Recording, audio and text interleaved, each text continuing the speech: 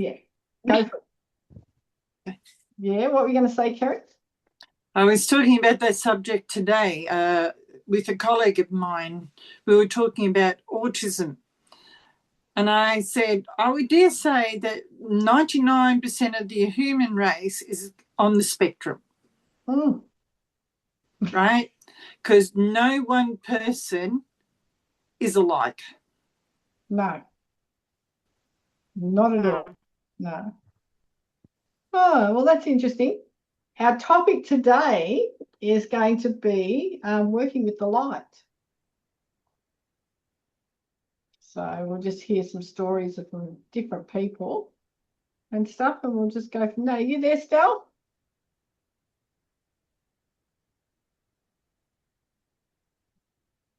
No, she'll be up in a minute. And so are you sharing this to YouTube again, Janet? Yeah. Yeah. You happy to do that? Oh, okay. I just thought it's worth kind of saying that when you record something that you know is going to go public, you're probably less likely to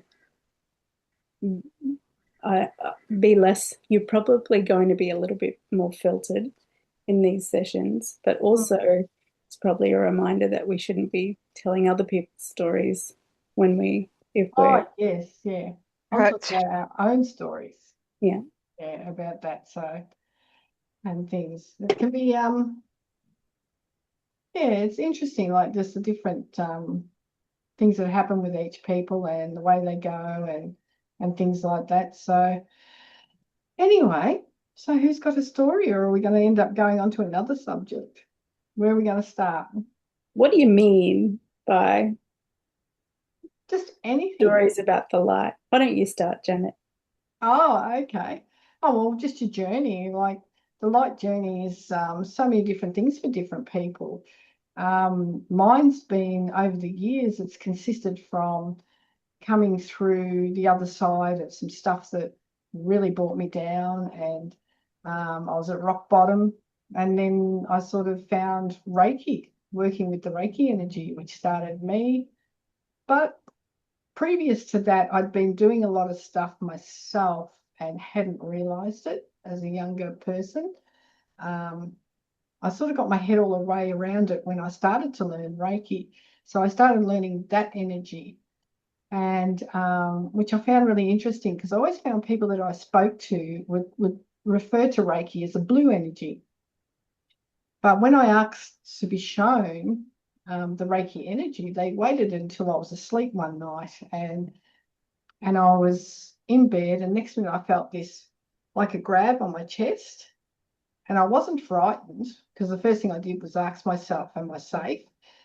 And when I looked at my hand, there was this green energy, a bit like your picture behind you, Kerry, coming out of my hand. Okay. Yeah.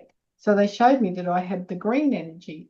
And then later on down the track, I started to blend with people and meet people who did have the green energy, which was really interesting. And then along the track, I went to, and I started learning ascension and things like that, where I learnt more about working with the light and what it actually meant, especially when it comes to raising your vibration.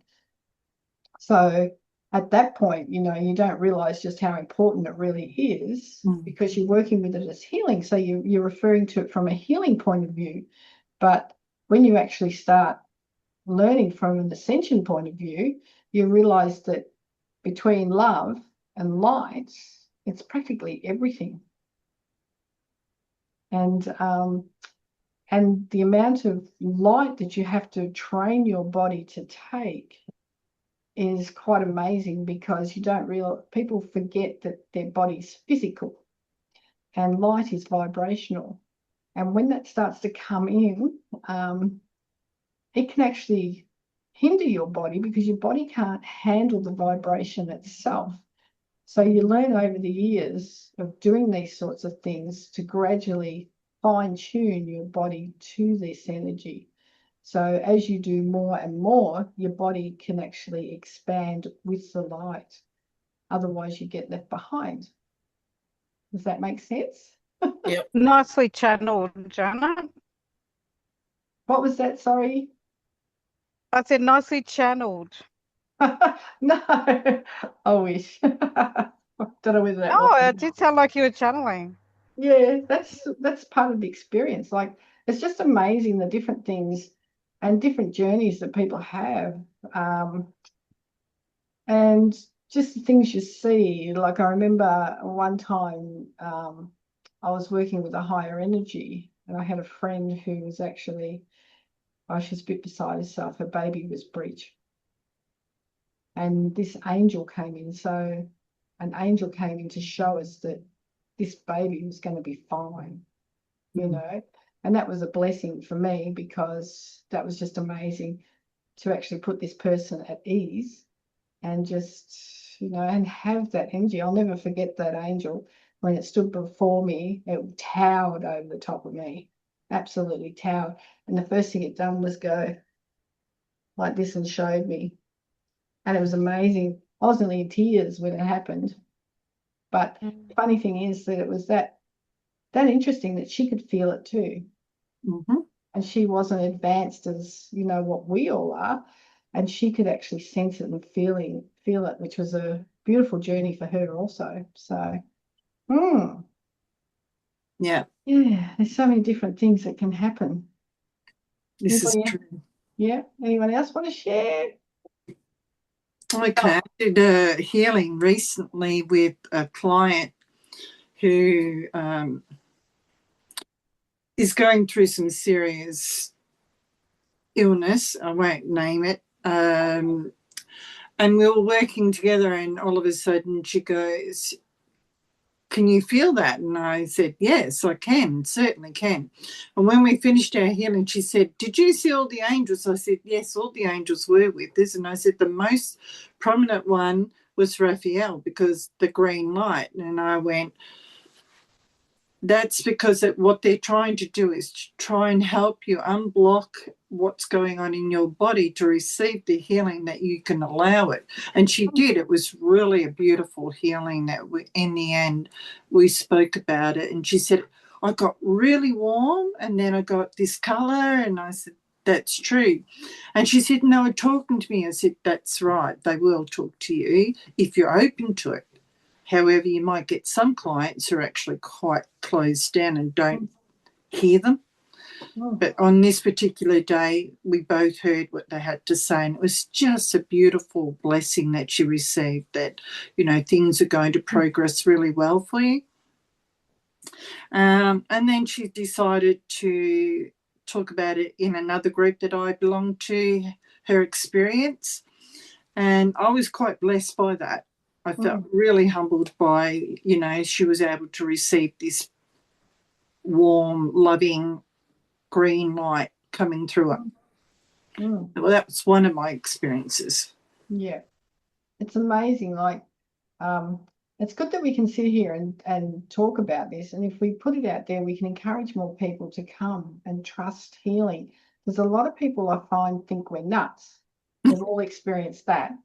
And not only that, you find that when they hear stories, they start to calculate in their minds that perhaps there's something behind this.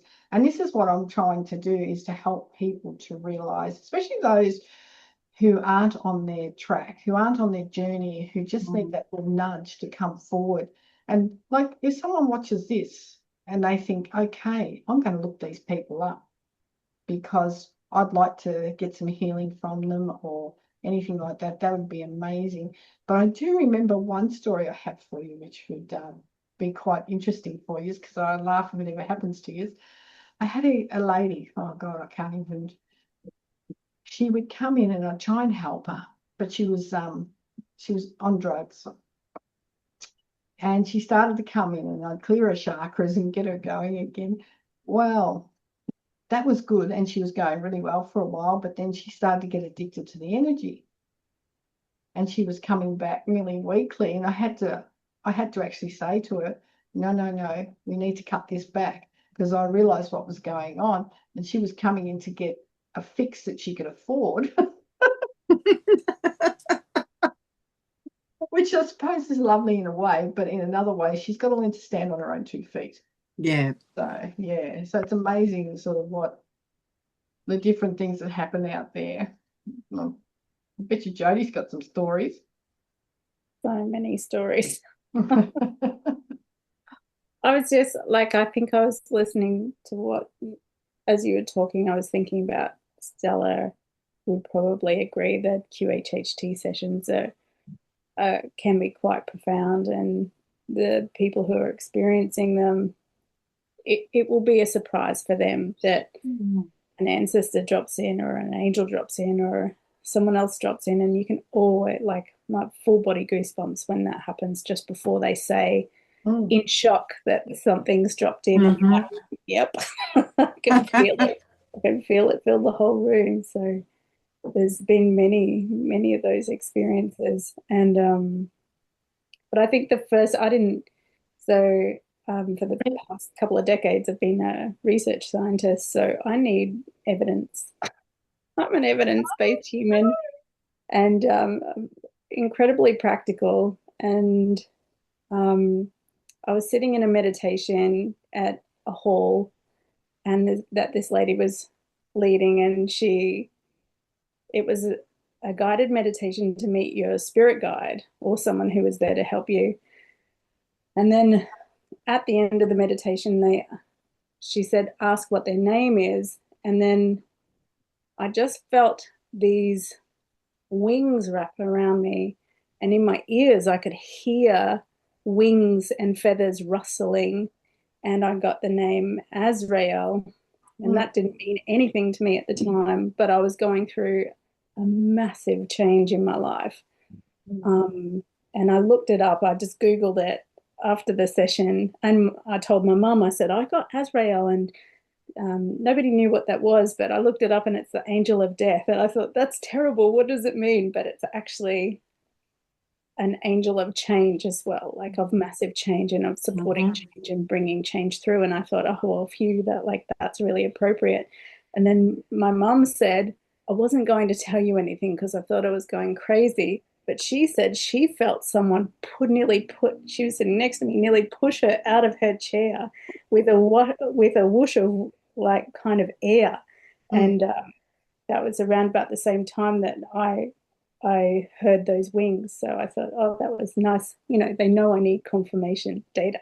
There's 2 data points. So that's my angel story. So what made you actually go and do the healing, the QHHT? Yeah.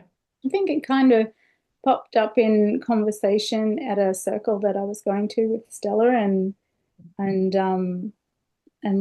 we kind of do a little bit of independent research and come back and say, oh, do you know this is happening and this is where you can do it? And so we looked at all that. We just kind of talk about it for a little while, and then they had a discount, and we were kind of dared each other. We're like, if you do it, I'll do it, because it wasn't a face-to-face course where we could get a lot of support and talk to other students about it, unless you paid to go online and talk to Americans, which is kind of like the time zone. So we both thought, wouldn't it be great if we had a little bit more support and we could practice on each other and talk about our sessions and the lessons and everything. So yeah, I'm really glad we did it together. Oh, good. That's real good.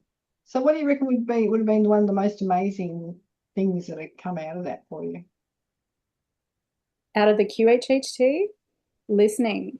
I think really listening, not just listening and then sharing your part of the story.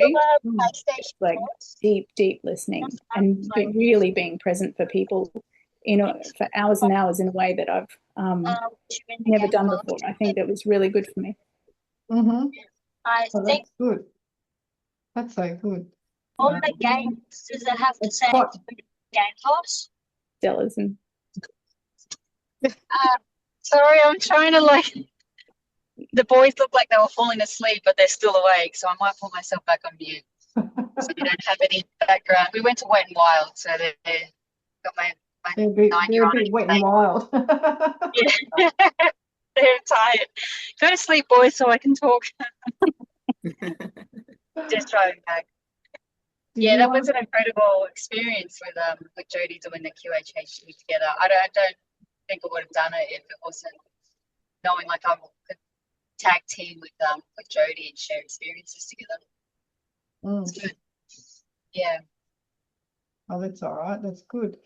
I'll never forget one time though. There's one thing that I did do, and it popped into my head when you were talking, Jodie, was I went and done a crystal course with remember Melanie's crystals? You remember them, Kerry? The book, the big thick book, Melanie from America.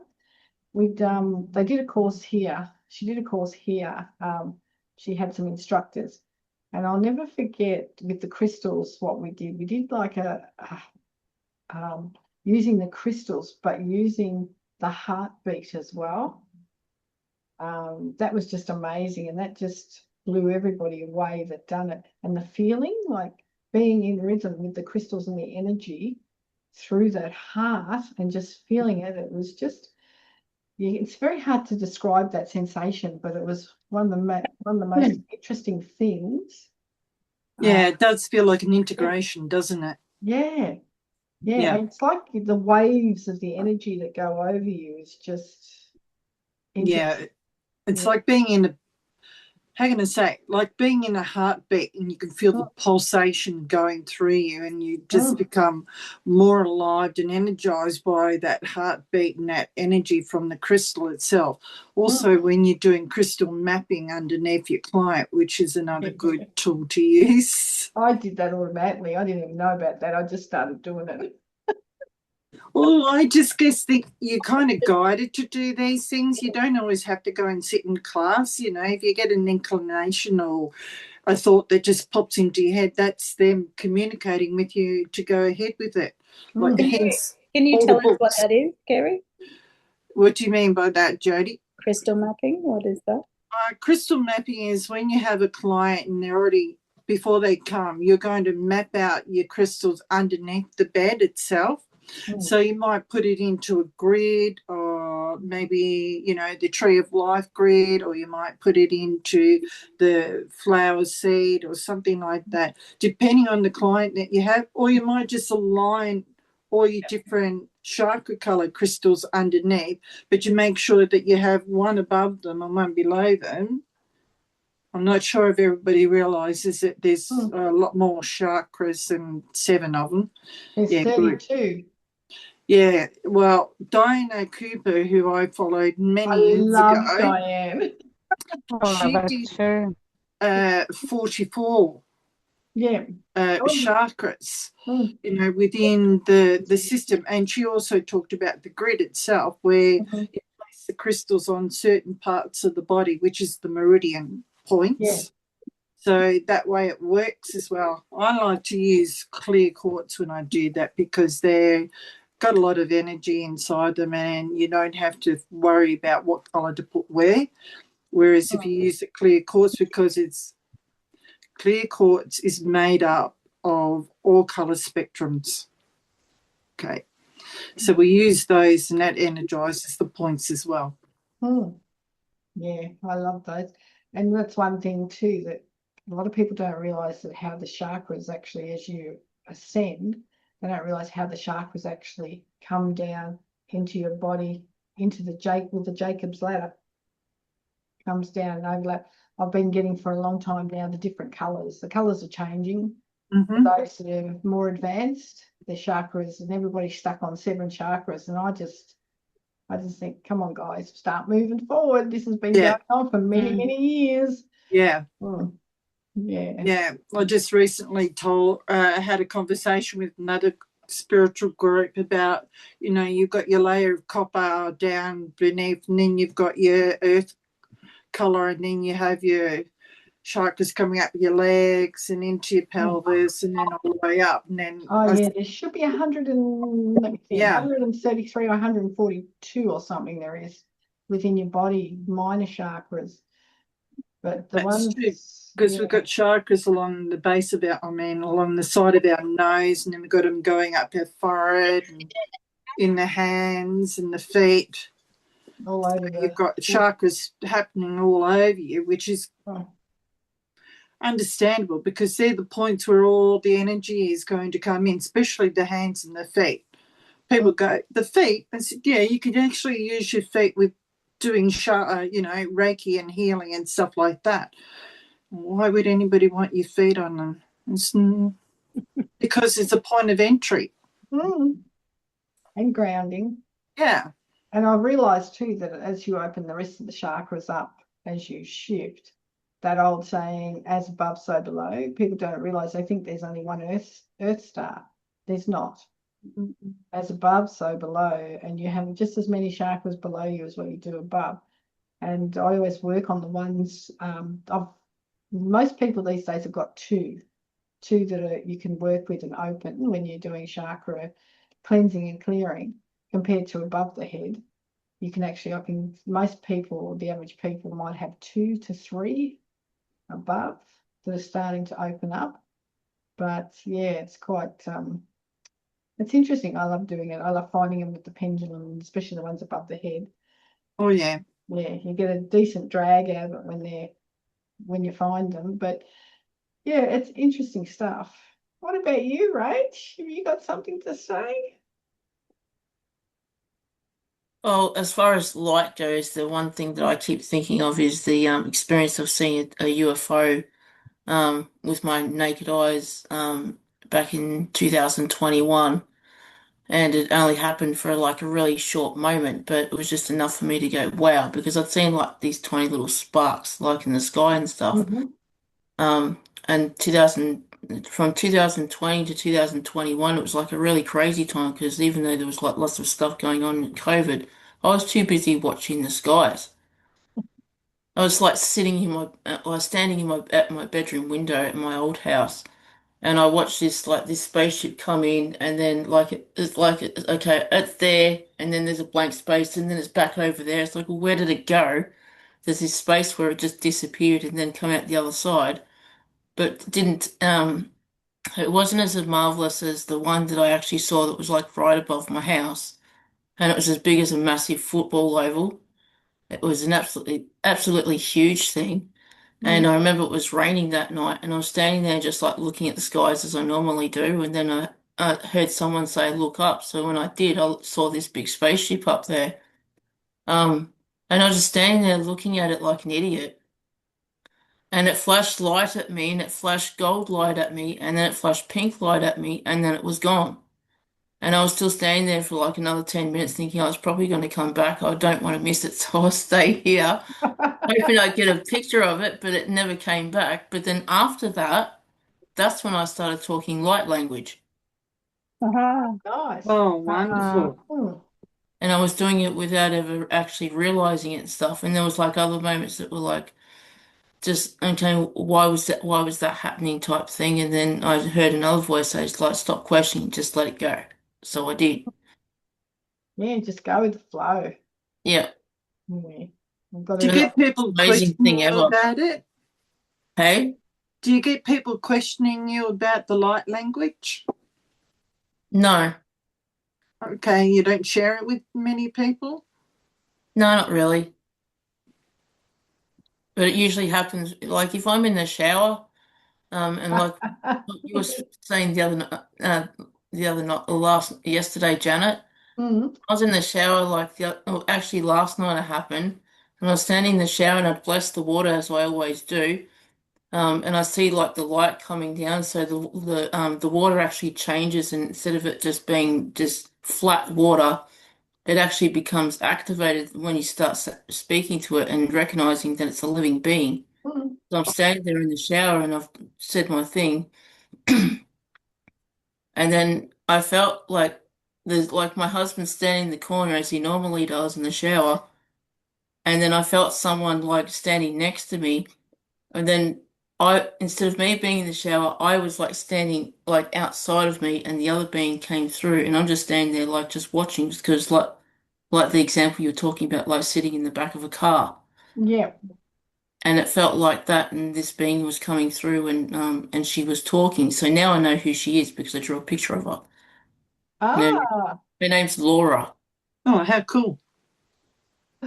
But Oh, spelled okay. differently though. Like I would never have thought that's how you spell Laura. She spells it Lorah. And she's a Ah, tall being and she's blue and her hair's kind of like it's white, but it's kind of wispy, like it's there but not there type thing. oh, it's translucent. Yeah. Oh, cool, yes. And she got these big almond shaped eyes and they're kind of purple and got different colours and stuff in them. Did she say where she came from? She's Arcturian. Aha, radio. Yeah. Oh, it's funny. I like that. I remember years ago when I did the Melchizedek stuff, I always was connecting with the Arcturians before anything else. And I thought I was crazy because everybody was going for everything else, and I was thinking, but hang on a minute. Mm-hmm. But what about these, And I'm thinking, righto. So no, it's good and it's funny. The more people that come around me in time, I find that they're connecting with them as well. It's lovely. I love it. Can I I ask a did tell question? other people about the UFOs, but they just didn't believe me. They thought that because I used to smoke weed, but I hadn't smoked anything that night. And I was just like, no, I really saw it. And they're going, yeah, right. So it was like I didn't sort of say anything. Mm. Like typical because, and then I did a video today on TikTok and I'm thinking that even though we don't remember like who we were before this life, we go through like an extra veil of forgetfulness because we forget actually who we are type thing. And I think the point of this life is just to actually remember who we are. Yep. 100%. 100%. Mm. Yeah, it's interesting. Very good. So can I ask a question, Rach? Do you know why Laura decided to pop into the show? Why Is she it because, decided to. yeah, like what did you get a sense of what the meaning of that interaction was? Not really because the translation is slow. So I just let her go type thing. It's like, well, you just do your thing type thing. But I don't feel like I'm being taken over or anything like that. She's mostly talking about the water The water's Yeah. very and the powerful. same word that Water is a conductor. Mm. yeah. Have you heard of that? Dr. Emoto from Japan, Yeah. and he used to do Yep. that water science. And the lady who's kind of launched off his base work and does a lot of work in New Zealand, I can't remember her name now. But she does a lot of work with water, and she similar to what Dr. Emoto did, and she thinks that water is like the Akashic records. It holds It the is. memory of everything, and it has a consciousness, and Yep.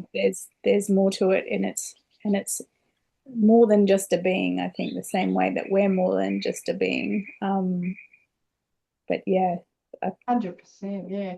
yeah, water's come up a lot for me through just Reiki. I do Reiki to all my water, but having structured water, and it's come up a lot in QHHT sessions, and yeah. Mm-hmm. I bless my water before I drink it, and then I can see the light, and like it gets changed and it becomes activated. And so when I'm drinking, I'm just drinking that love that I've activated within the water. Yeah. But something that Laura did tell me a few days ago was that every single part of the water that's on the earth, it's not new water, it's all the same water. The same water that's been there since like the planet was first created. Yeah. It's got an ancient memory in it. Yeah. But But like the lady in New Zealand, so Emoto did things like say the word love, and it would like freeze in a beautiful pattern. She's now got her method where if you say the word love, it'll form a love heart. It's kind of like picking up symbology, and she'll drop a seed in it. So she dropped a seed of an apple in the water and then took that out, and it froze in the shape of an apple. So it's almost like it doesn't just show you that it can read that seed. It's like reading the potential of the seed and showing that in the frozen pattern. It's like some of her stuff. She's on Instagram, and I'll forward it to the group, but she's in the work she does. It's a bit like genetic coding then. The water can mimic what is presented to it. I think it just knows. It's like a genetic code. Yeah. It picks it up and it analyzes it, and then it forms the exact same thing. you've got to remember too that when the earth has been how can you say, when when they've had the events where the Earth has just been totally destroyed. It's been water. Yeah. So the Earth itself has been restarted 4 times, and 4 times it's been restarted by the water, because we get to a certain level where we're just not where we should be, well, like close to what we are now, with war and arrogance and a lot of people that are just they're just not the way they used to be, and they're not giving anymore and things like that. And then along comes the ones that actually started the Earth, and they just pull the plug and they just go, right, let's restart. And they're hoping they won't have to do it this time, but there's a possibility that it may happen. But oh yeah, the human race just doesn't learn very quickly, does it? Not to mention that the energy coming from the galaxy is actually a crystalline water. Yeah. So the crystallines are coming through now, and the energy's been it's been around for a few years now, and this is where a lot of the babies being born are called crystalline babies, because they're bringing in the crystalline water from the galaxies through them. And that's another thing, that when you were saying about your shower, Rachel, that I do that at times, and I change it to the crystalline water, which brings in a higher vibration altogether. It's really quite interesting. Yeah. Try that next time. You might get your girl might go crazy. What about you, Patricia? I don't know.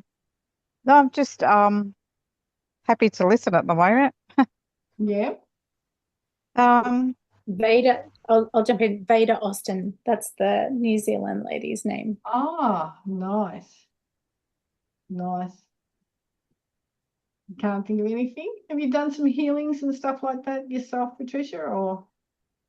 So I'm 64 now. So I started doing readings when I was about 28, 29, 30. And then that progressed to Reiki. And I used to have quite a strong clientele, probably over a 10-year period. And I decided to, and like you're saying, you sort of make things up whether there's crystals there or whatever other tools we've got in your belt at the time. But I used to do readings while I was doing the Reiki. And people liked that because it was like double for the money. Oh, you can't help it. The spirits just come in, don't they? Oh yeah. Yeah. But I think and when you spoke about the angel, very rarely have I spoken about this, but when my father was alive, I went to visit him, as I would normally do once a week, and I saw an angel over him. And like you said, when you said enormous, he was just enormous. I was like, They are. and I thought, oh, he's going to die, he's going to pass, but he didn't. But yeah, always felt an affiliation to angels, especially through Reiki training and Reiki experiences, that sort of thing. But I think where I've come unstuck is the energy really changed after COVID, and I couldn't put my finger on what it was. I knew that I wasn't well, but I know now that it was a lot of this starseed, or things that you're talking about now, energy, and I just don't have any knowledge of that at the moment. So it's all sort of still new to me. Maybe I was fearful of it.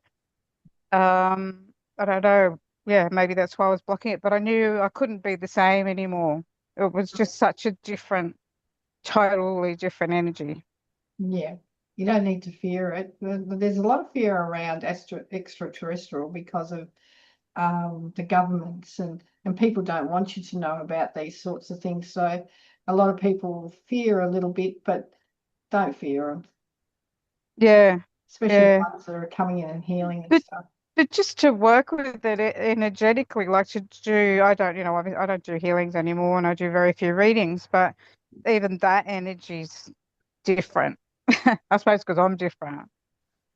Yeah. And it's just, and through your group, which I'm really grateful for, I'm sort of not trying, but feeling my feet again, or getting myself back together again. Yep. But in a new way, in a new structure. Yeah. Oh, good. I don't know whether Stell's going to come in or.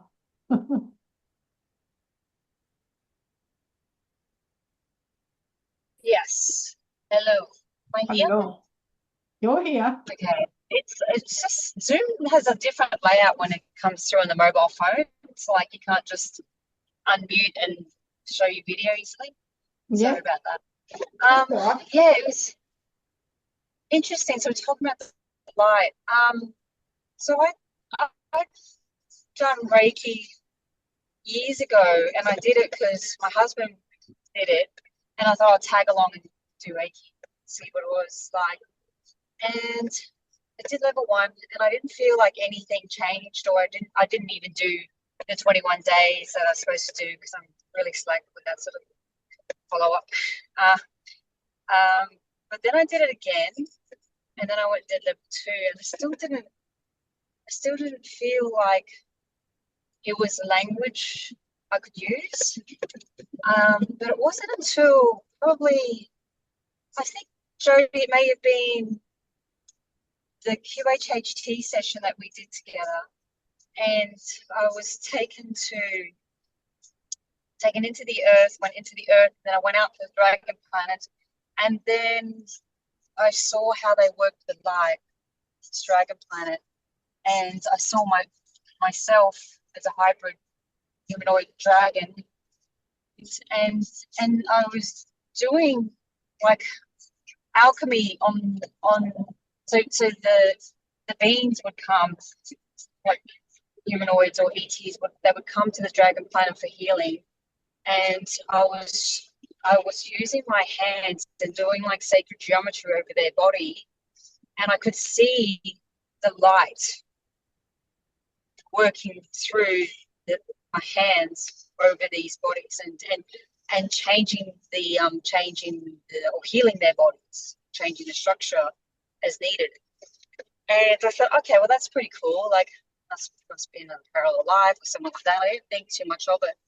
And then I think over time, when light language started coming through, and I'd been walking along the beach a lot. And speaking of water, it's interesting because when I'd walk along the beach, I would start speaking in different languages, and I thought I was just singing in Chinese or singing in Maori or something like that. I didn't think that it was light language, and I was just making up words. I thought, oh, that's just me doing some kind of, I don't know, fancy weird singing.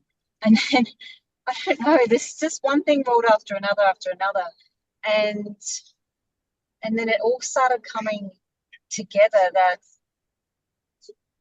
I had another QHHT session again where I was working with my hands, healing with the light, and then I did some sessions in exchange with other healers, and they did some DNA activations inside, and next moment I'm combining light language with healing, and so now I incorporate that in my offerings, and I call it I didn't know what to call it because it wasn't just psychic medium readings, it was becoming psychic medium plus this multi-dimensional healing. So I've called it a multi-dimensional healing because depending on who the client was, their guides would come through, and I'd get told specifically, it could start off as a mediumship session, and then I'll hear, put them on the table.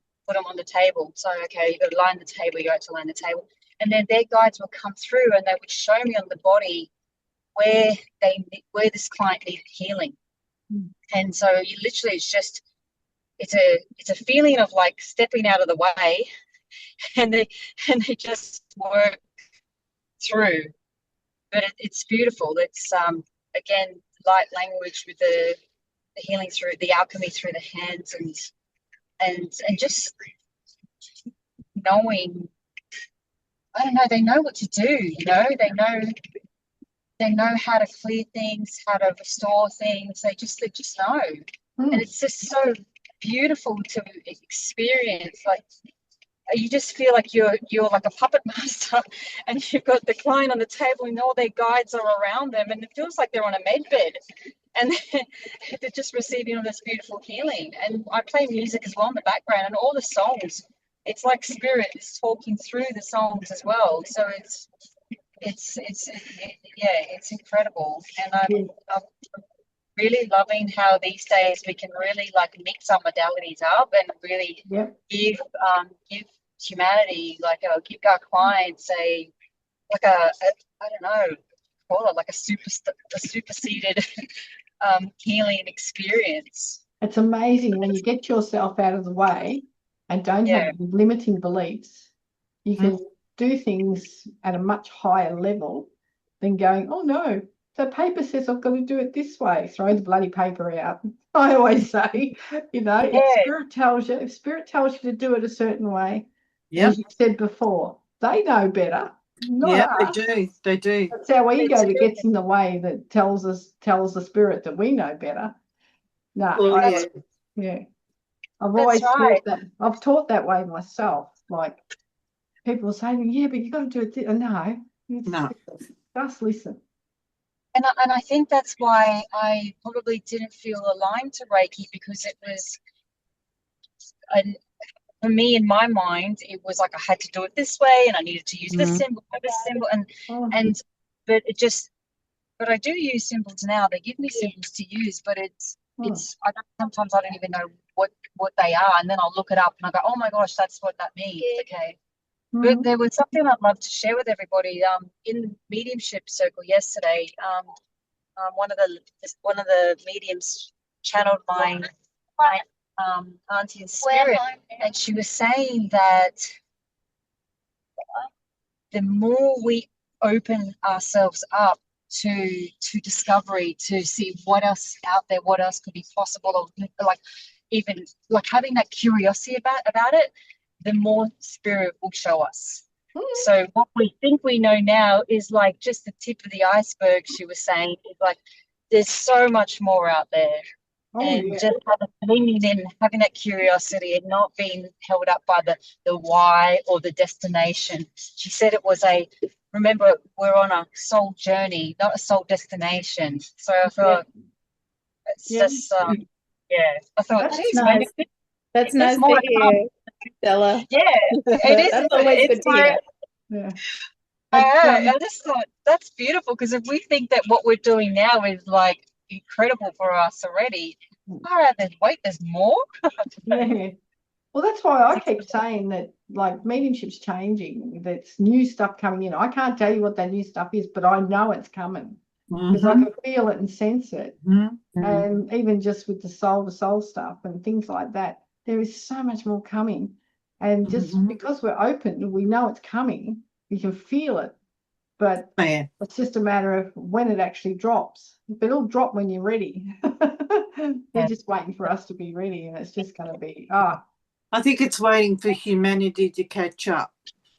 Because if we revealed so much to them all at one time, they're going to go into panic mode and go, you're crazy. What do you want? What are you talking about? What do you want? It's like, no, I'm not on anything. It's just that we're waiting for you to wake up. Yeah. That's why we have these groups, so we can air what we want to air. That's good. We can talk with each other instead of trying to talk to some of them. Well, I love the way you brought up star seeds, because I've been trying to talk to a few people about Andromedas. And they go, Andromeda, yeah. Yeah, they go, oh, no, they're not here on Earth. I said, yes, they are. Yeah, they are. Yeah, they are. They are, absolutely. And they go, oh, no, they're not. They're 800,000 billion. And I said, but you've got to realise that there's a lot more Andromedans here than you perceive to be, Just realise that there's not just Palladian and there's not just this. There's so many different star seeds here on this planet that we need to embrace it and go, oh, okay, thanks for sharing, instead of trying to shut you down and go, you're crazy. Yeah, they don't realise that they can bend space. Yeah. So if they can bend space, instead of travelling so many billion, they bend it in half and bang, you're there. That's right. It's the blink of an eye. They're here. We can't do it, but they can. And it's like I was watching a guy who does remote viewing, and that what is it called? That 3 Atlas comet that's heading towards Earth. He reckons there's a spaceship in there. And he's been in there and had a look. And he reckons that might be the first connection that will come. And it'll probably, be around the time that they're all predicting that it would happen. But it's interesting. Like, people have got no idea out there, and they just think you're a real nutso. But no. That's okay. I've been called nuts since I was a kid. Oh, yeah, me too. Yeah. Talking to my mum would always say I was talking to the fairies when I was actually talking to spirit, and I was 6 years old, walking down a creek, feeling these energies, and I'd pretend that I'm a ghost too, but I'm having a chat. She goes, there she goes, she's off with the fairies again. It's like, you have no idea what I'm communicating with. Oh, what a great imagination this kid's got, because look at that. She's pretending she's got all these friends. It's like, really? There's one over there. Yeah, exactly. And I'd go to places and I'd go, did you see that? Did you see this? Calm down. You're all right. There's something wrong with you. Yeah, thanks. I love it when people come up to you and they're curious. And like, I get it all the time where I work. They say to me, is there any spirits in this store? Hell yeah. Yeah. I see them all the time. And they look at me and I say, yeah, there's one that hangs out over there. And there was one that was walking around following me before. There's one out the back. And they just go, oh. And then they start to get really scared and nervous. And then I they do, don't they? What'd you come and ask me for? I see them all the time too. Like I was doing this, I think it was like a breathing exercise that, and the town that I live in, like it's quite an old town because it's like connected to like the goldfields and that. And I've gone in there and like I knew that my husband was there, but like as I was like walking up the steps, and it's like, oh, there's a spirit there, and there's one there, and there's one there, and like some people like they're in their 70s clothes and they got flares out, and I saw people with like massive afros, and then there was people with top hats and stuff. And I go into the room and there's like, and my the person that was teaching me, she said, she goes, I haven't been able to get many more people, and it's like, and I'm thinking, well, I'm not surprised. Like, look, this whole room is filled up with spirits, and they're all doing the exercises. That was funny. But I'll tell you what, hilarious. the fairies are bloody active at the moment. Hey? The fairies are very active at the moment. They're running crazy through the house. Yeah. And they're quite funny. They run off and then they stop and they look at you. And they go off again, and it's like, do you need my permission to do something? Because you're pretty right. You can do whatever you like. Yeah. Oh, yeah. They're funny. Has anyone else seen any activity? I find it interesting that sometimes when I look at people and I'll feel the energy in them. It might be like, oh, you've got dragon energy, or you've got fairy energy, or wizard energy, and it's just that strong feeling and that strong knowing. And then as soon as the deeper I go into it, I can't see them as anything else apart from a wizard. It's like they're right there in front of me. I'm like, how do you not know? How do you not feel this wizard energy? And so you look like a wizard. And then it starts opening up, and I can see them in that lifetime as the wizard, and in that lifetime as the wizard. I'm like, oh my God, this is like, it's like I've opened a picture book of the person's life and all the roles that they've played. It's yeah. So I don't see like spirit communicators, like, I don't know, like you were saying, like people like Rachel, what you were saying. I've never really seen that, but I see people, I see them in their lifetimes, in their parallel lifetimes. Yeah. Nice. That's yeah. Dimensional. Yes. Yeah. Okay, so I just had a little insight there that I was just like, how do you see dead people? And now it's like, oh, because I've seen them in their other lifetimes, and That's it. okay, that's cool. I went down into the Bendigo mine, the Deborah mine, Kerry. Yep, I know what that is. 2 years ago. And when I got down there, the Anunnaki, because I could see the portals that they used, because they were the ones that bring the slaves in. They tried to make us slaves to mine the gold, and you could see the traces of where they'd been. But it was really interesting because there was an energy line, and there's a photo on the counter. I don't know whether it's still there, but I could sense this energy line, which was like a string to keep the connection, because the portals themselves were closed, but they had these really tall guards, energy guards that were standing in there. And this energy line showed up in the actual photo. And it looked like a white tapeworm going right through the Oh, photo, wow. you know, and it showed up. But it was really interesting. And when I was down there, the actual dragon lines in the rocks, so the energy of the dragons were down in this mine as well. And one of the girls that I went down there with was very sensitive also. And we could actually see all the dragon lines through the rocks that they'd carved and everything. It was amazing. And one thing they probably didn't even realise, that when they used to set up the explosives, they set them up in the sacred geometries, shapes. And I'm there, and they've got them all lit up on lights now. So they put in a sequence, and I'm looking at it, I'm going, oh my God, that's one of the sacred geometries. I'm going to myself, you know, and that's how they would drop the wall perfectly, just drop it down instead of blasting it to smithereens, and it would just drop down. And I thought, isn't that interesting, that those sorts of things? But that was it on the ley lines? The ley lines had changed in Bendigo when they moved the creek. They've screwed a lot Yeah, of that's stuff up. human Yeah. nature to change things, but the Yeah. ley lines are still there underneath where they've changed it. It's still. I don't believe that, because the water from the creeks was playing a bit of havoc in that mine, because it does leach in there, and where they moved them. Because when I first moved there, I was in between the creeks, and I kept getting a sense something's changed, something's not right. And it took me a while to work out that they'd moved the actual creeks, and that's what it was. And they did change the energies by doing that, but the actual mine itself wasn't on a ley line, but the dragon lines in there were supporting it. Yeah. And I ended up, I've got a rock. It's a crystal, and it's got the dragon lines in it. And people would look at it and think, what the hell is that? And then I've gone, and I just look at it and think, no, that's my special rock. And they think, how could you love that rock? You know, but it's because they can't see it.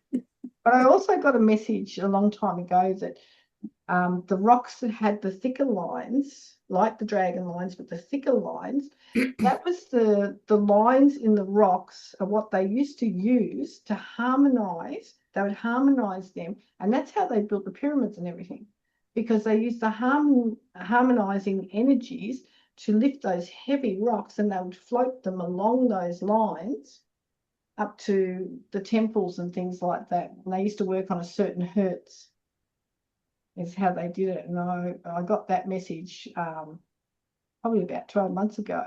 They were showing me that, and I thought, that's really interesting. But it makes sense, because you see the line. If you look closely, you'll see the lines within rocks all over the world. But there's some that are a lot thicker than others, and there's some that are smaller, and that's what they used to use. Totally blows apart the theory of the slaves were used to build the pyramids. It's like, that's not true. No, it's not true anyway. Not true. No. How could they possibly make those, when you lay the bricks, how could those that are using wood and elephants and things like that to pull the rocks make that a perfect fit? Precision. Yeah, it's just not possible. Not possible at all. No. It's the same when you use different frequencies when you're doing sand work. You only have to put the sand down, you turn on a different frequency, and it makes a different pattern in it. So it's all about frequencies within our body as well. Yeah. It's interesting. We only have to look at the fact that, you know, when something really dense is being played, how our body feels really flat. And then you start to heighten the frequencies, and we start to resonate with that, and we become more energized with it. So that's how they keep us really dumbed down, is by, you know, not allowing us to have those frequencies in our timeline. Yeah. And you only got to look at when you're doing the light language. If you put that into a musical light language, like sung it, that frequency you'll start vibrating at a higher level. I'll never forget the day that my neighbour turned around and said to me one day, "There's some strange noises coming out of your shower." And I just went, "Oh," I was thinking, I didn't realise he could hear me. And I was thinking, "Oh, well, I'm not going to explain that to you." I go, "Oh, is there?" I just said to him, "Look, God." But same thing, like you get yourself, next time you're in the shower, you start singing the language in the water and watch your vibration lift. I'm curious, Rach, like what is it that you feel like you want to do with the light language? I don't know. And there's obviously a purpose for it. There's obviously a reason for it, but I just don't know what it is. But I do enjoy it though. I feel that And it's like sometimes like it hasn't interesting. been like full sentences. It's like it just like there's like one letter and it just gets drawn right out. Oh, yeah, you'll end up singing it. If you're doing that, you're going to end up singing the words. And the thing is, in healings, when you do that and you sing it and you use that frequency and you even hang on to that one letter and you lift it high and you lift it low, then you lift it in the middle, that frequency can actually make the energy go just woof. And when that happens and you feel it, it's like, holy shit, But yeah, at the moment, you're probably healing yourself and doing bits and pieces like that. So play with it and start to sing it. Yeah. If you feel like you need to take that note and take it high into a really high vibration, do it. If you need to bring it down into a low, bring it down into a low. And that will you'll have a lot of fun with that. And sometimes my voice actually changes, so it's like, Yep. like my voice, and it's like that doesn't sound like my voice because I've heard my voice go deeper. And I'm thinking, who the fuck's that? Who's that? Yeah, exactly. And it's mixing everything up within you. Yeah. Yeah. Just run with it. Yeah, you'll love it. It's good fun. It is It's fun. a little bit strange when you're in the middle of a reading and your voice actually changes octaves and you go, okay, somebody else is in here. That's fun. It's good fun. But it's even stranger when you've got someone on the table and you're not sure whether they believe in this and you're getting the message.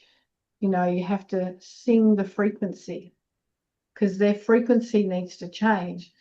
But it's like when you play music in the background, but this is like you're singing that frequency in and using the light language. And sometimes, lucky for me, the people I've had that I've done it to haven't been too bad. They might say, "Oh, what was that? That was really making my energy." And I said, "Yeah, I was just told I had to do it." And they understand that when you say that to them. But yeah, it's interesting. Yeah, I know. I've experienced that before where a client was on the table and I could see like this Indigenous elder, like an Aboriginal, and he was in the room with us. And then he was saying to me, like, play the didgeridoo. And my husband's got a didgeridoo, and I'm like, I'm not playing his didgeridoo in this healing session. Play the didgeridoo. I'm like, and it was channel like my voice became like a didgeridoo, and I could feel the vibration going through the body. And it was like, but that's the healing that was needed for that client. Yeah. And she felt that, and she came off the table. She was like, whoa, like I could feel that vibrating through my body. Yeah. It's like, okay, I'm glad you felt that. And it wasn't just, she wasn't freaked out, but I did warn her beforehand that we don't be alarmed at what comes out. It's just, these are your guides working with you. Yeah. No, it's wonderful. I love it. You never know what's going to happen half the time. You just got to stay open. You just got to stay open. Yeah. Yeah. It's good. God, there's heaps of stories there I could tell, but I've got to remember them all too over the years. Jody, I love what you've got. You've got one of your service offerings is I don't know what I need, I just need healing or something like that. It's like I feel like everyone should have that. That's what I had. That's what I did the other day. It's usually like a loamy massage, but I end up humming or singing through it as well. And the one I did on Sunday, I just disappeared. I was in full trance while I was giving her a massage, and then it was kind of like over, and I'm like, oh my God, where did time go? Where did we go? Like, that was amazing. And that's like, yeah, if I let myself sing, if I let myself be fully present, if I'm just disappear into what I'm doing, it's magical for both of us. Yeah. Yeah. And I remember that the very first QHHT session you did for me, and Spirit was saying like bring in whatever you want to bring, like whatever comes through, bring through, and you ended up doing like Reiki in the session Oh, while I yeah. was under, and I could feel the energy moving inside of me. Yeah. And I could feel things like that ancestral, whatever it was, heaviness, trauma, whatever was stuck in that lifetime was just like lifting up out of the body. It's incredible. Yeah, that's me being a little bit like, I don't like being told that I can't blend modality. I'm like, I feel like I can. I'm going to. Yeah. And so yeah, I do drop a little bit only when it feels really right and I feel like I'm really called to bring Reiki into QHHT. And when I do it, it's amazing. And the same as when I feel called to open up the Akash before I do a Reiki session. Like, those two things just take the session to a next level, but only when it seems really appropriate. Just make it up. We can just make it up. I feel like we're in the realm of we can just, blend whatever we want now. Well, you know what? There's they keep telling us, Spirit tells us there's no limits. So why are we putting limiting beliefs on things, is what I say. I think because we're learning, I think we can be a little bit kind to ourselves. Like, I learned that a long time ago. So training wheels. I let that go. I go in and I listen and I look at the paperwork and, I go through all that stuff with them.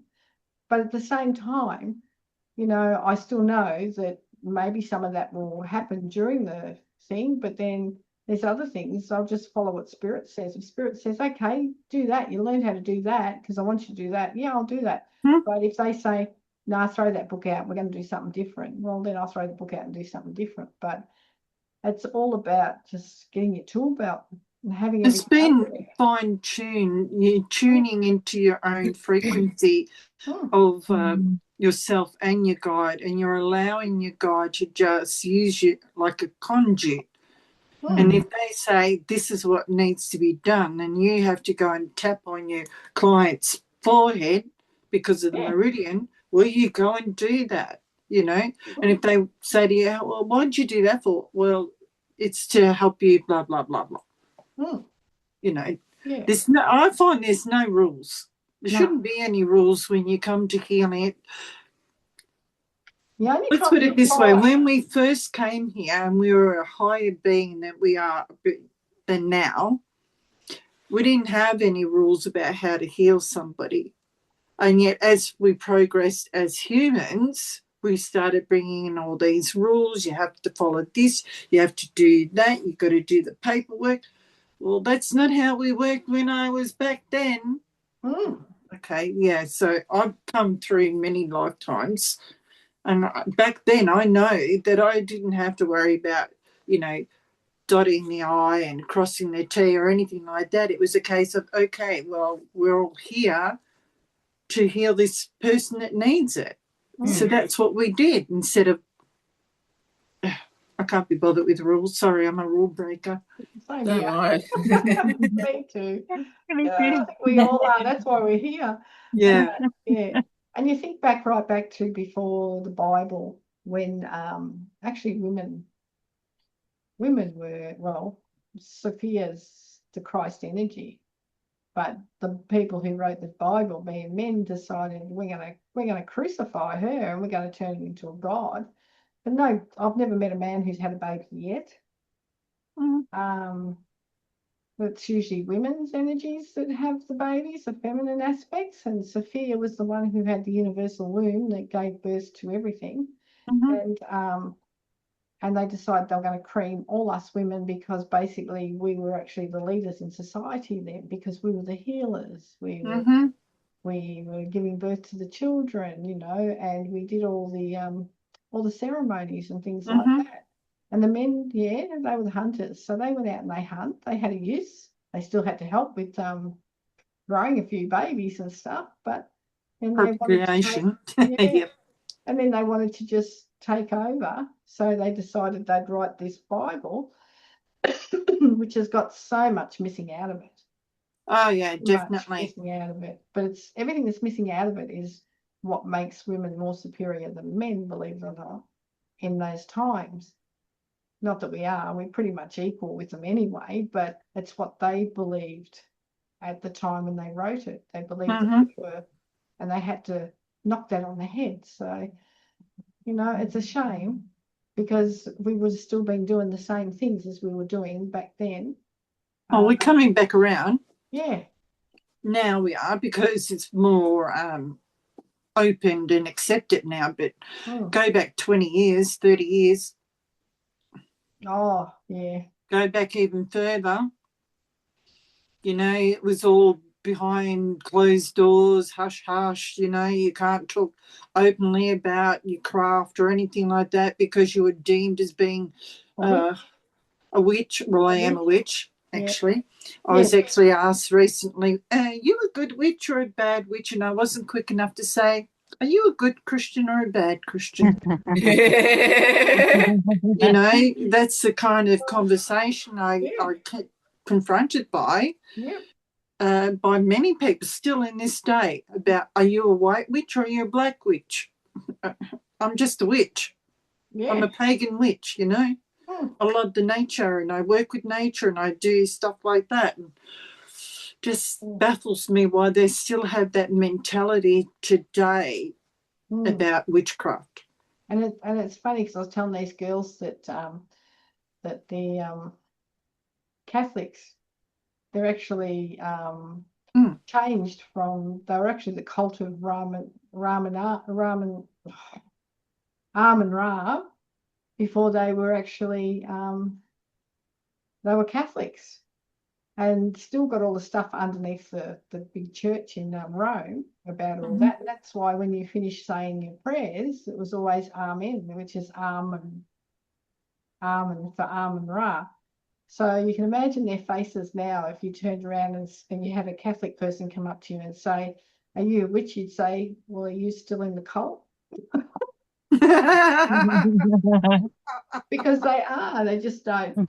They don't like the priests and that. They practice a fair bit of that still. Yeah, behind church doors. Which is quite funny. Well, then they'd be practicing the black arts because what I remember when I used to because I was raised as a Catholic from my mum. I hated going to the church. I hated seeing the crucifix and the fake dead Jesus hanging there and just looking at me with his bloody horrible eyes. It's like, can't I just get like a bandage or something to cover up your eyes so I don't want to look at it? Well, just remember, Rach, hey? Just remember, Rach, you actually worship Ra, the sun god. Yeah, I know. Well, I am Ra because my name is Ra. R-A-C-H-E-L. But Amun Ra is the sun god, so. Well, I am the sun god because I'm the Leo. Not. But I did like in the church when they pull up like the body of Christ and you got like the Eucharist and the piece of bread and then they eat that. And then they go, oh, this is the blood of Christ, and then we're going to drink. That's like, but it's wine. Why would you want to drink the blood? Are you a vampire? And now you want to eat the body as well. Like, what the hell are you? I know. Sounds very cultish Like to me. magicians pretending to be these beings of light, but you're not. You're the dark side. Well, you can The see church where of people think that, yeah. The Church of the Sith. The Church of what? The Church of the Siths. From Jedi, you know, from Star Wars. Oh. There's the Darth Vader church. Oh, yes, I remember now. It's been a while since I've seen that, but yeah. Oh, God, that's funny. Now we're going into Star Wars. Okay.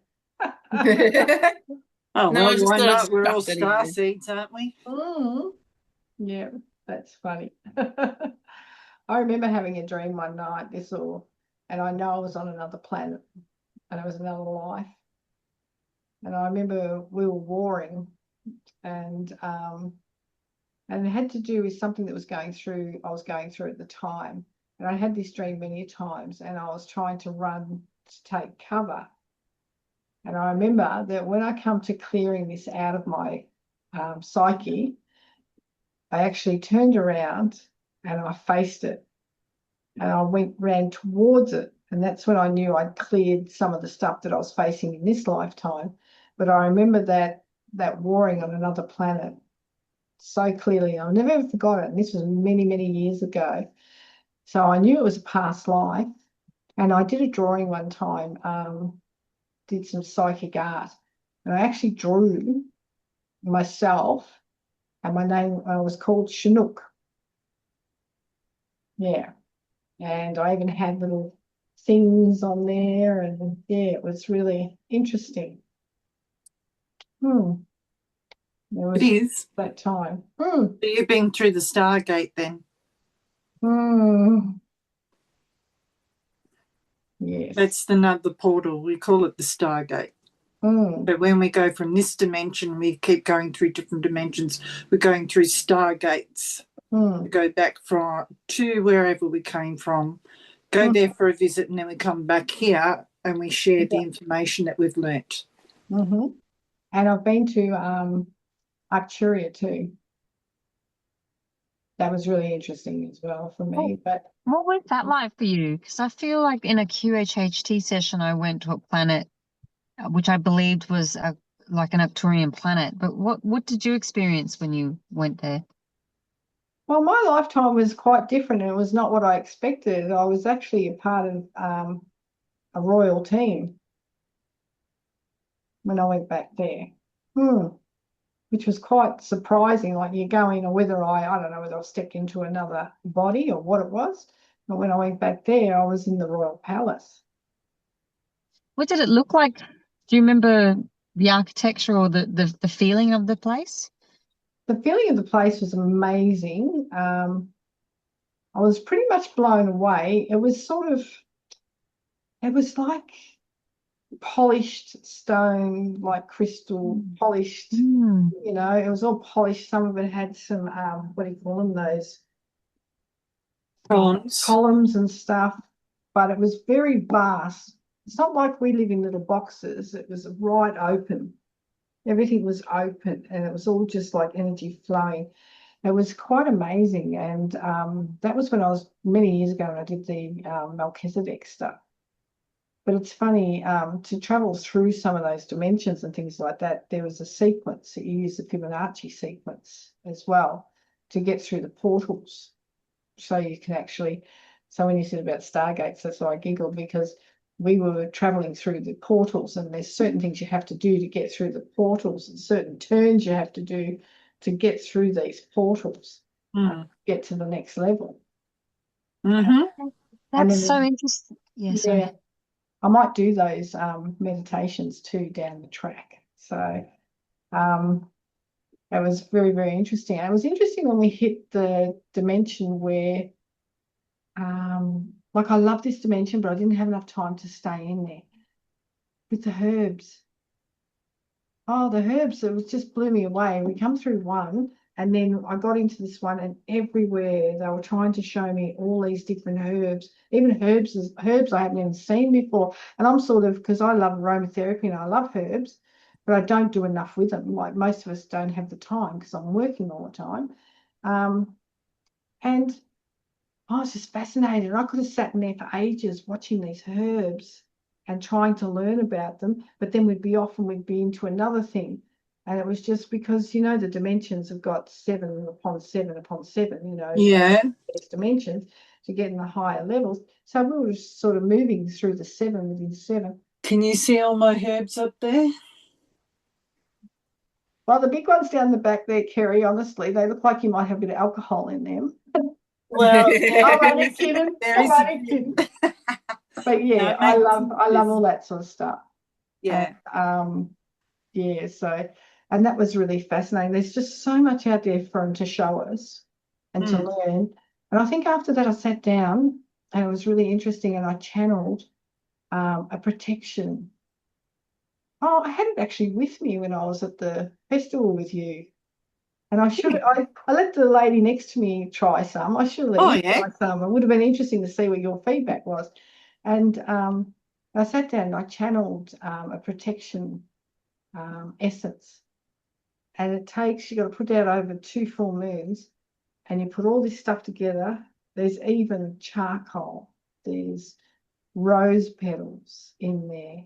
There's vibration symbols, color. Everything that you can think of is in this. And it's just amazing. Like, and when I made it, I had a shop at that time and I tested it. And it worked differently with everybody. It was not limited. It was so open, and like the amount of crystals that were in it as well. And like one of the expos I went to, one of Jean's one, I had this little fella come up to me. And you know, sometimes when you see, he's all would have seen this, you see someone come up to you, but you can see their energies just jumping all the time. It's like they're, you know, like this at you. Young fella, I'll never forget him. He was so funny. He come up to me and I said, oh shit, you're in a bit of trouble in here because there's so much energy going on, because she used to have big expos and there was so many healers and everything there. So I said, here, try some of this and put a couple of drops on your hand. And he put it on his hand. And I said, now rub it through your aura. So he rubs it through his aura and he just at me. And I thought, uh-oh. And then took off. And I'm thinking, oh my God, I might have killed the poor bugger. It was so funny. I'm thinking, oh God, I hope he's all right. Anyway, he took off like a scun rabbit and he was finding his mum to get some money to come back and buy a bottle because he's been struggling with his study because he couldn't get that balance. And as soon as he put it on, he was so sensitive, he could feel it ground him and just bring everything back. Then he ran off and he come back and I said, oh, thank God. I thought I was worried about you. And he said, no, I knew I had to have a bottle of that. And he just, oh, it was so funny. And I thought, oh my God, good on me. Yeah, but that's what it's all about, isn't it?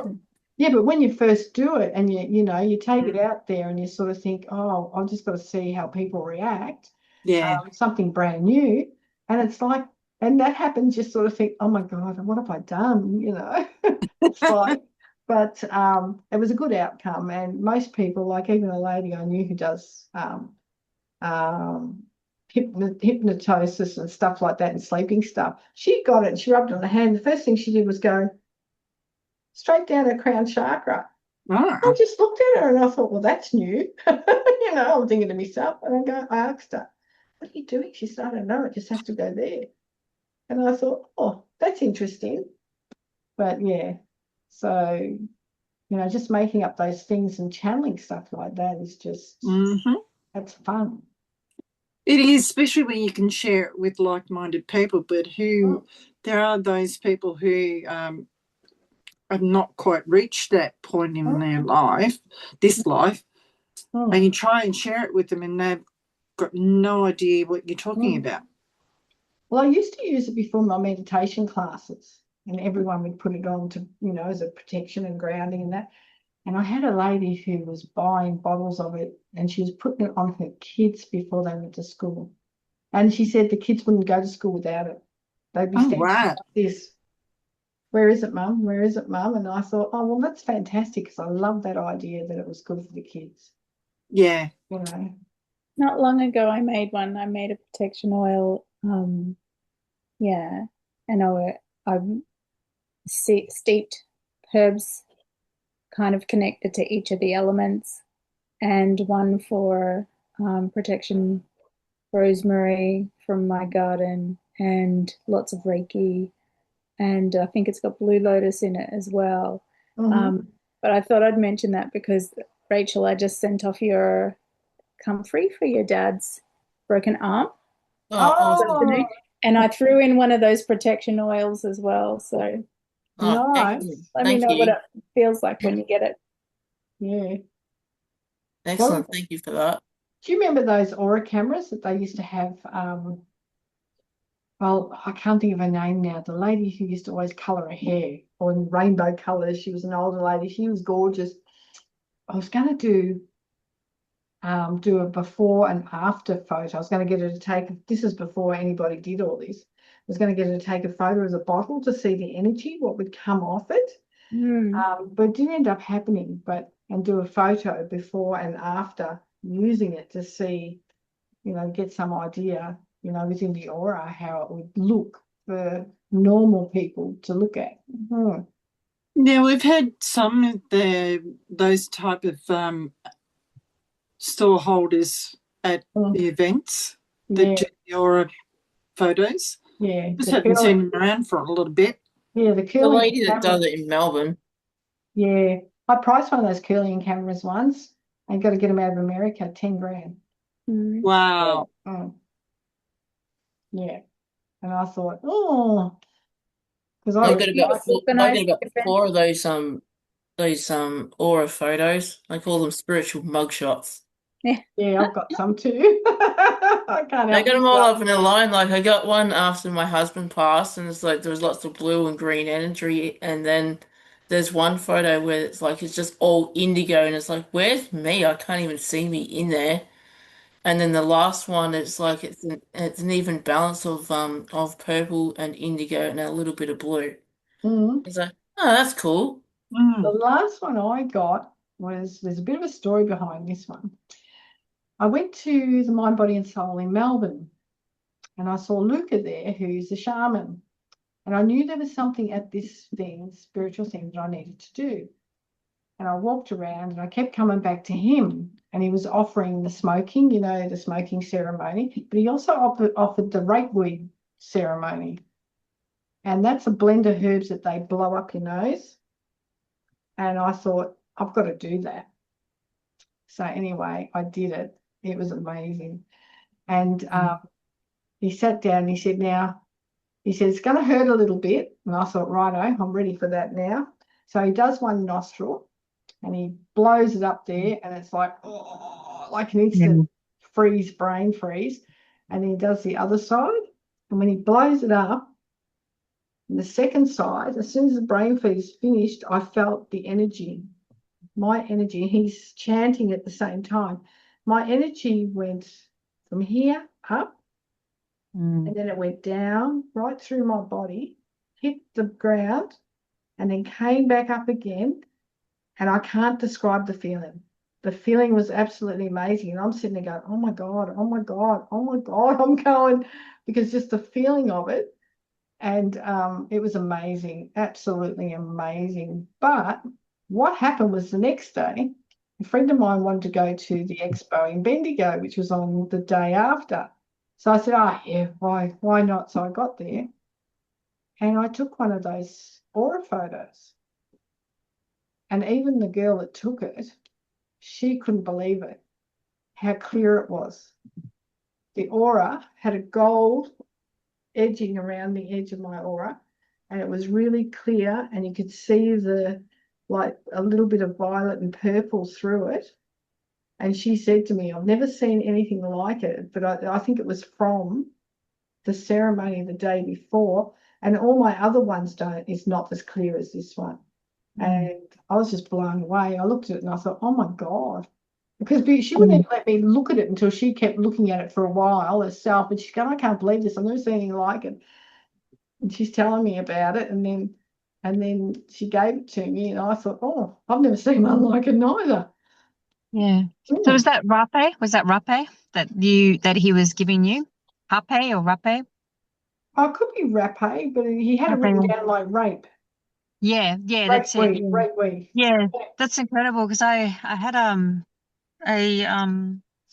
a teacher or like a mentor who was a shaman or curandera, a medicine woman, and yeah, they use the rape for getting for clearing and getting profound insight. And when you have it, it's just like you feel it go up right up into your clearing your third eye, your crown, everything, and then you just get into this state of like everything just lifts. And any density in the body, in the emotional space, energetic space just lifts. And then you just kind of like relax back, and then you start getting this profound clarity. It's incredible. Yeah. Sounds like Hiawatha. Yeah. I would Yeah. like to try that, you know. It is an ayahuasca. Huh? What? Yeah. Yeah, Yeah, we'd I've like done to try that that. one. That Um, no, that one's deep, and that's like an express elevator to spirit, man. It's but I've noticed with that, because I used to sit in circles with that, with the plant, with the master plants, and I would only go when I felt the call to go. But you'd see some people who go there for that high, right? And then over time, you see how they age, because continuously going up at such an express way, it just requires so much of your energy. And then doing that multiple times, they age. They've been aging. So just like I said, well, okay, I don't need to take the express elevator. no, I think I'm just going to go a nice, gentle way. And yeah, that's so I because said, they haven't activated their regeneration gene. yes, that's it. And that's Yeah, why yeah, that's what's happening to them, because they don't know about that. And when you start That's yeah. going it. to a higher level, yeah, you can actually rejuvenate. That's true. Mm. I Do you can know tell how you to about do? my experience going back in 2010. I had a stroke, and then I was very blessed with the angel who came down and swooped me up in their arms. And then I had a mini attack. And then all of a sudden I've gone, you know what? This is not going to keep me back there where they want me to be. I went, yep, I can get out of this. And I did. I made sure I got myself moving. Took me a little while to get my thought patterns back into cohesion. Every now and again it gets a little bit scrambled, but that's okay. I can move with that. That's just my other wavelengths coming in when I'm getting scrambled. But yeah, I do that most of the time. If I've got a cold coming on, I go, yep, no, not having this. I'm going to beat you. You're not going to win. And it doesn't stay. You can do it.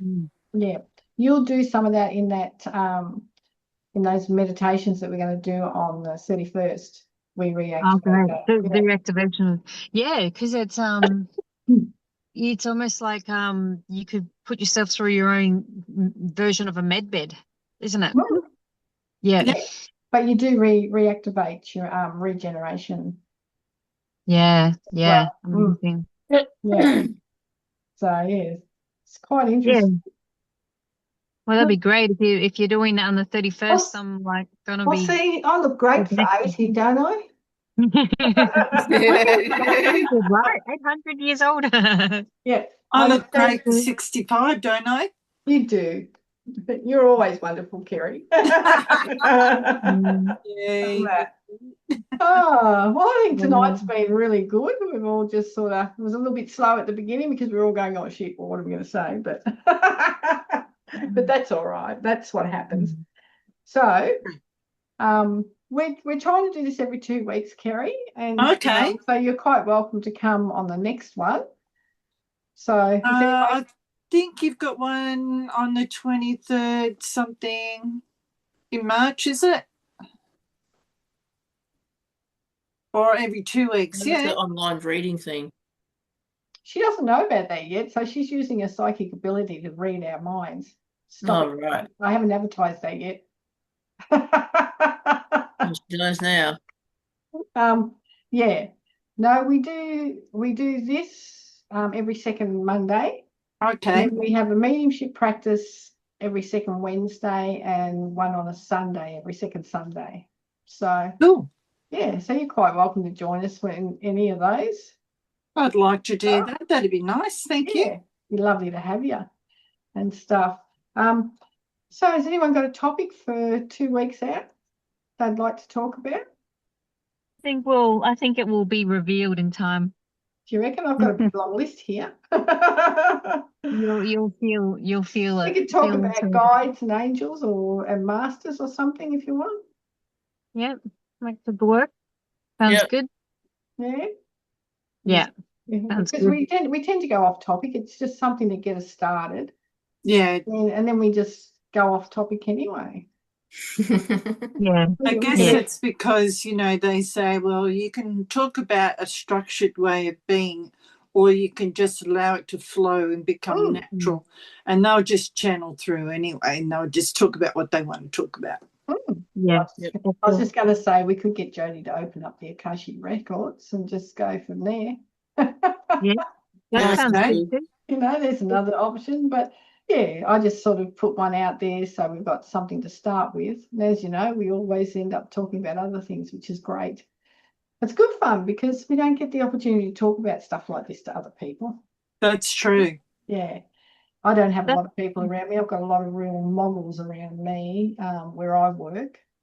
And half of them don't even know what I do. Some do, but there's a lot that don't because I can't even work in mainstream. I can't work for anybody but myself.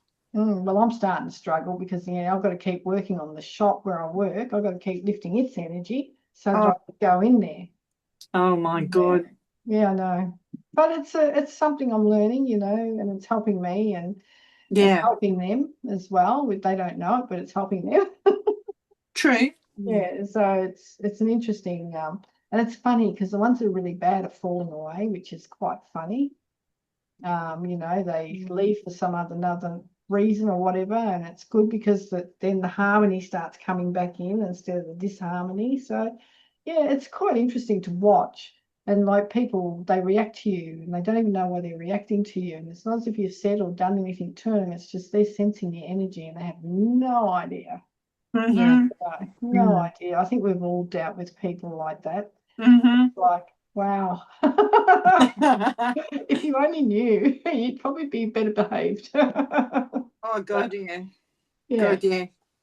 All right. Well, I'll just turn